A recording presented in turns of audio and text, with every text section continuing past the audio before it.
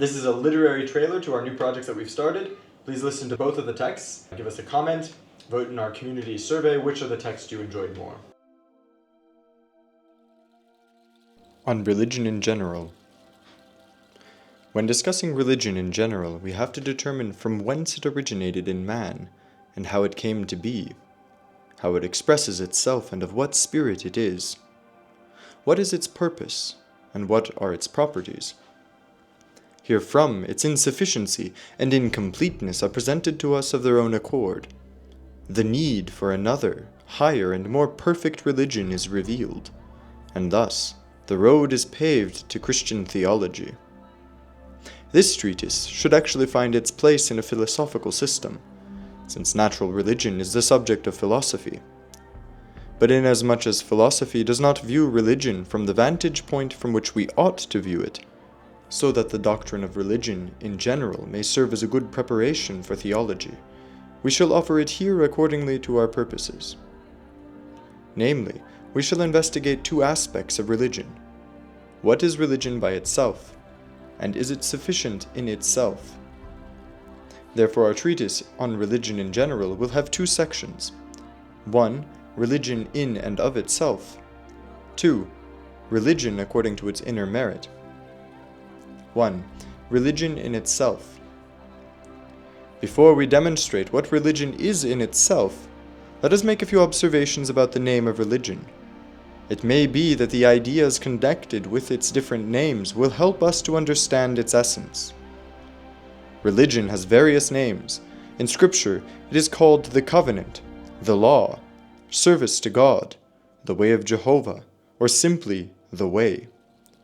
When viewed in the heart of man, it is called walking with God, the fear of God. Among our ancestors, it was called faith. Now, among secular people, it is known under the name of the law of God. More commonly, and more often, this is called religion. The word religio has three etymologies, all of which give rise to thoughts about religion, each one more edifying than the previous. Thus Cicero derives it from relegere, to reread, to go over again, to examine. Therefore, the word religion is nothing other than education, knowledge, and is opposed to ignorance, is the daughter of light, and foreign to all superstition.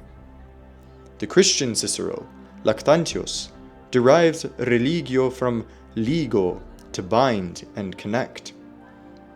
Hence, Lactantius calls religion the union between God and man, a description which best expresses the essence of religion. Blessed Augustine characterizes religion even more, deriving it from religo, to reunite, to restore the union between two separated beings. According to his conception, religion is the relation between God and fallen man. This definition expresses the essence of religion that has existed since the fall of man, and hence the Christian religion. The appellations of religion in Scripture do not quite express its essence. Thus, covenant, if by this we mean promises on the part of God, and their acceptance following specified conditions on the part of man, can most appropriately belong only to the Jewish religion. The word law shows only the practical side of religion, by which our way of living is determined. Service to God is only the outer face of religion. The way is a polysemous expression. It embraces both descending on the part of God. God descended to man in creation, is descending in creation, and will descend in the future judgment. And ascending on the part of man. Man ascends to God by faith, hope, and love. Walking with God expresses man's inner spiritual disposition, and the corresponding hallowed activity due to the sense of God's omnipresence. Fear of God is a sense derived from the apprehension of God's justice, which curbs the evil inclinations of the will. Among us, it, that is religion, is called faith. This name describes religion from the standpoint of its elements, or objects, that is, the Trinity, which are beyond our comprehension. But it encompasses only the contemplative part of theology. With the secularists, it is now called law. because they consider contemplative understanding unnecessary for themselves, and understand under religion only the practical teachings of faith. It is evident from these terms that religion is the relation of man to God, and God to man. The question arises, what is religion in itself?